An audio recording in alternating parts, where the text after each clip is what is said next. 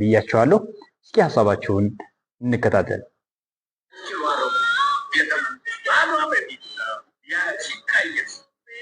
ከዚያ በኋላ ጦሩ መጣ፣ ሰለጠነ ነው እሳቸው ናቸው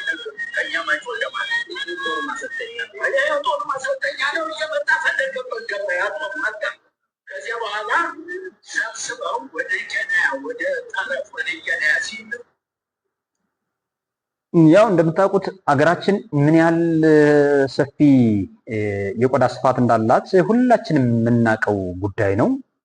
እኒህ አባት እንደነገሩን ከሆነ ከተለያየ የሀገሪቱ ክፍል የተለያየ ማህበረሰብ ይኖራል። ይህም ማህበረሰብ ወደ አንድ ሴንተር አምጥቶ የጋራ አቋም እንዲኖራቸው ወይም ደግሞ የጋራ አጀንዳ እንዲኖራቸው የጋራ ሀገራቸውን በማስተዋወቅ ወደ ፈለጉበት የወታደር ማሰልጠኛ ቦታ እንዲገቡና የውትድርና ዲስፕሊን በአግባቡ እንዲሰለጥኑ ቅድም ወይም ደግሞ አባታችን ባስቀመጧቸው አካባቢዎች እንዲሰለጥኑ ተደረገ። ከዛ በኋላ አባታችን እንደሚያስቀምጡት ወደ ተለያየ የሀገሪቱ ዳር ድንበር እንደተላኩ እያብራሩልን ያሉ። እስኪ እሳቸውን እናዳምጣቸው። ወደ ጋምቤላ ሲልኩ ሰብስበው ምናሉ ሰማችሁ እንደጠረፍ በምትሄዱበት ጊዜ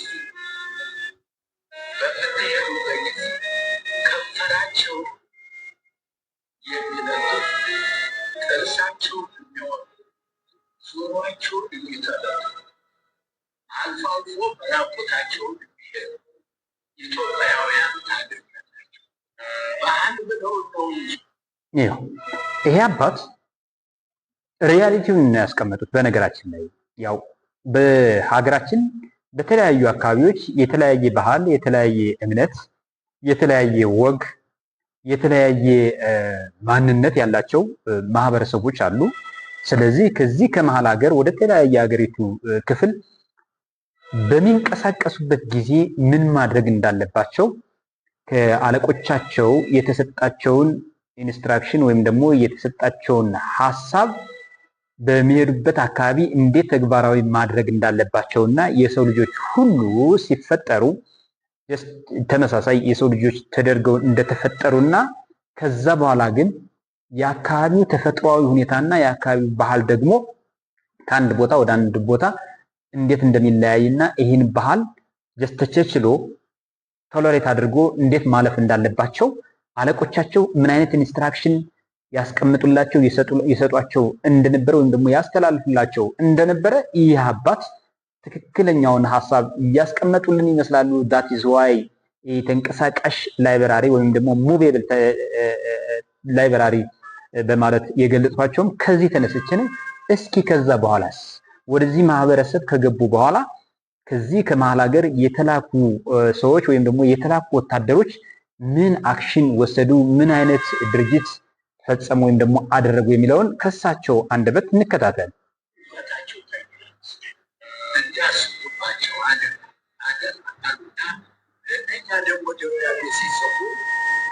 ሉክ ለነዚህ ሰዎች ሂዳችሁ እንደዚህ ታደርጋላችሁ ብቻ አይደለም፣ የምትሄዱባቸው አካባቢዎች ያሉ የማህበረሰብ ክፍሎች እውቀት ከኛ እውቀት አያንስም።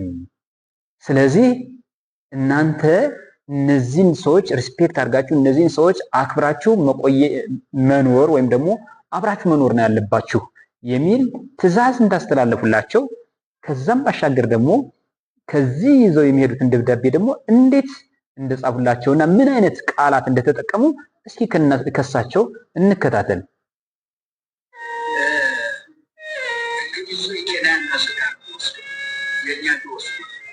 እንደዚህ የመጡት ሀገሩን ሊጠብቁ ወንድሞቻቸው ናቸው። የምትበሉትን አብሏቸው፣ ጠጡትን አጠጧቸው፣ ሲታመሙ አስታሟቸው፣ ሲሞቱ ቅበሯቸው። ከአስር አንድ ከብት ስጡ። ከብት እንዳትታረድ የልጃቸው ጡት ነች። 10 ከብት ቢኖረው አንዱ ይሄ እጅግ በጣም የሚገርሙ አባት ናቸው። ለእኔ እኔ በጣም ሪስፔክት የሚገርሙ አባት ማለት ነው። እኒህ አባት የተነገራቸውን ሀሳብ እንዴት አድርገው ኦርጋናይዝ አድርገው አርቲኩሌት አድርገው ለኛ በሚጠቅም መልኩ ኢንተርቪው ለሚያደርግላቸው ሰዎች እያቀረቡ እንደሆነ እጅግ በጣም እኔ ሰርፕራይዝ ሆኜባቸዋለሁ። በጣም ተደንቄባቸዋለሁ። በዛን ጊዜ የነበሩ መሪዎች ያስተላለፉት መልእክት ከብት ካላችሁ ከ10 1 ነው የተባለው። ከ10 1 ሴት ከሆነች እንዳትነኩባቸው። ለምን? ምተካ ሴት ነችና፣ የልጆቻቸውም የወተት ምንጭ ነች፣ የልጆቻቸውም ምግብም ጭምር ነች። ከላሟ የሚያገኙትን ወተት ለልጆቻቸው ስለሚሆን ከሴት ላሞች ወይም ደግሞ ከብቶች እንዳትነኩባቸው የሚል በጣም ሲስተማቲክ የሆነ በጣም ዋይዝ የሆነ በጣም ዊዝደም ጥበብ የተሞላበት ሐሳብ የያዘ ደብዳቤ ጽፈው ወደዛ አካባቢ ወይም ደግሞ ወደ ቦርደር ለሚሄዱ ሰዎች እንዴት አድርገው መልእክት እንደላኩ አባታችን እያስተላለፉልን ነው። እስኪ እንከታተላቸው። ሴት ከሆነች 10 50 ከብት ቢኖር 50 ሴት ከሆነ 10 ወይም ካልሆነ መስለት ሴት ከብት እንዳትጣ የልጃቸው ጡት ነች። ከዚያ 8 ዘወን ገድሎ ሄዷል። በየጊዜው ምናም የሚያስገርመው እዚህ ላይ ነው። የእነሱ ዲሞት ጥይቶ ያልቃል፣ የእኛ ጎራዴ ጥይቶ ያልቅም። በሬሳ ላይ ተራደች ሄደ የዞሩ ጥርሳለ እንዴት አላንገቱ ቆርጠሃታል እያሉና ነጋሪቱን ቶቶቆችም ሲመሽም ጦሩን እየሰበከ ጎራዴውን እያመለጨ ኬና ወረራታ ገባ።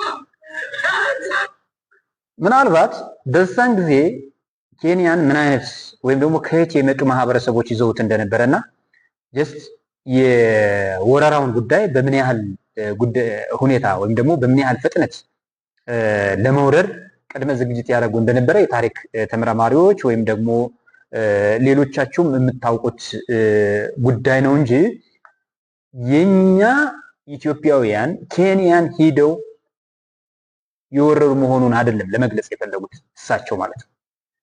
ምክንያቱም በዛን ጊዜ አፍሪካን የተለያዩ የአውሮፓ አገራት በበርሊን ኮንፈረንስ አማካኝነት በ1884 እንደ ግሪጎሪያን ካሌንደር አፍሪካን እንዴት መቀራመት እንዳለባቸው፣ አፍሪካን እንዴት መውረድ እንዳለባቸው፣ አፍሪካን እንዴት ኤክስፕሎይት ማድረግ እንዳለባቸው በርሊን ኮንፈረንስ ላይ አስቀመጡ። ስለዚህ እነ ኬንያ፣ እነ ሶማሌ፣ እነ ሱዳን፣ እነ ደቡብ ሱዳን፣ እነ ሌሎችም አካባቢዎች ወይም ደግሞ የኢትዮጵያ ቦርደር አካባቢዎች ወይም ደግሞ የኢትዮጵያ ጎረቤት ሀገራት በተለያዩ የአውሮፓ ሀገራት ቀኝ ግዛት ስር ነበሩ። ሉክ በዛን ጊዜ ዲሞፍተር ብለው እሳቸው የገለጹት ዘመናዊ የጦር መሳሪያ ነበር ማለት ነው። የኛ ደግሞ የሚይዘው የነበረ ምንድነው? ጎራዴ ነበረ። ሉክ የኛ ጎራዴ አያልቅም። እነሱ ቢተኩሱ ያልቃል፣ ምንም ቢይዙ ያልቃል። የኛ ጎራዴ ግን አያልቅም ብሎ ነጋሪቱን ጎሸሙት ያሉት ኬንያን ሂደው የኬንያን ዳር ድንበር ጥሰው ኬንያን ሊወሩ ወይም ደግሞ የኬንያ ወንድሞቻችን ሊወሩ ሳይሆን ኬንያን በቅኝ ግዛት ከያዙ በኋላ ወደኛ ሀገር ወደ ኢትዮጵያ ለመስፋፋት ያደርጉ የነበረውን እንቅስቃሴ በአግባቡ የሀገር መሪዎች ስለተረዱ ያን ዲፌንድ ከማድረግ ጋር በተያያዘ መሆኑን ትርጉም መስጠት ይጠበቅባቸዋል የሚል ተጨማሪ ሀሳብ ልሰጣችሁ ነው። ከሳቸው በላይ ግን እያብራራው አይደለም። የእሳቸው የማብራራት ዘዴ የሚጠቀሙበት ቶን እጅግ በጣም የሚገርም ነው። ተመችቶኛል። አባታችን እስኪ ይቀጥሉ፣ እንስማቸው።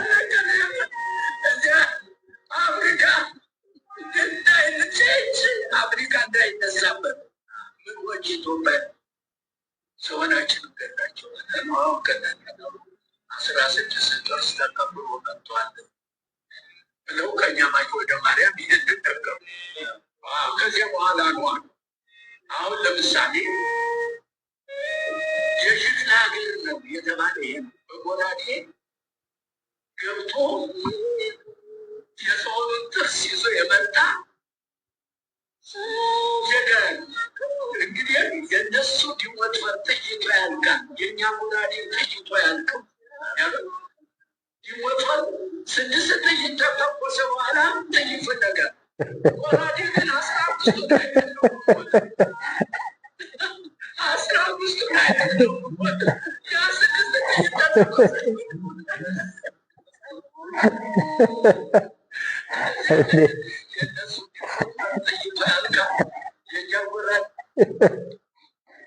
ክብር በጣም እሳቸው ተንቀሳቃሽ ላይብራሪ ናቸው። እኔ በጣም እሳቸውን በአካል ባገኛቸው